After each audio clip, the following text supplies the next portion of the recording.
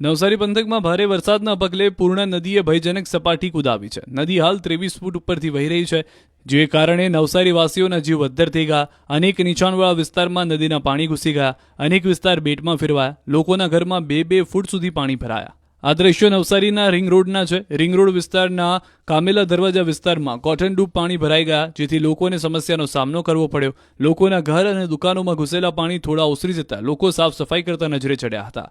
આ બાજુ પૂર્ણા નદી અને અંબિકા નદીના રૌદ્ર રૂપના કારણે આ વિસ્તારના અનેક રોડ બંધ છે।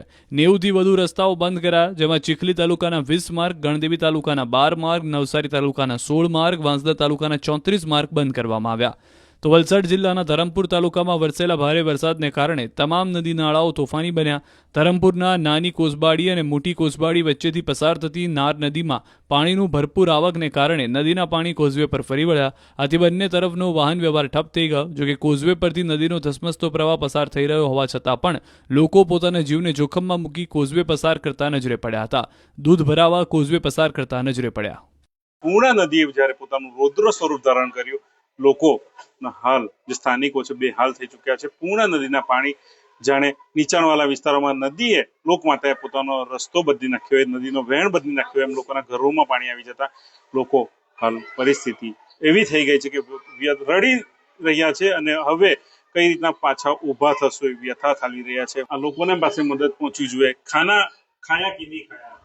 खाया नहीं, खाना कुछ खाया नहीं। मेरे जो पैसा था ताकिया के नीचे था, सब पानी के अंदर चले गया पैसा પણ પાણીની અંદર વહી ગયા છે। હજુ સુધી ખાવાનું નથી પહોંચ્યું। કઈ રીતનું આ વહીવટી તંત્ર છે, કઈ રીતનું વહીવટ કરવામાં આવે છે? નવસારી નગરપાલિકામાંથી મહાનગરપાલિકા તો બની ગઈ છે, પરંતુ ખરા સમયે આમની મદદે જે આવવું જોઈતું હતું તંત્ર, એ નથી આવ્યું અને વહીવટી તંત્રએ પણ પોતાની આળસ અમરોડીને બહાર નીકળવું જોઈએ અને આવા લોકો સુધી પોતાની મદદ પહોંચાડવી જોઈએ। पानी सांझे एकदम आ गया था। आने से हमने बहुत यहाँ पानी आता है बहुत स्पीड में, निकलने की भी तकलीफ होती है। आए थे एम्बुलेंस, पानी का बोल के चले गए। जब पानी आ गया एकदम, जब कोई वापस भड़का नहीं है।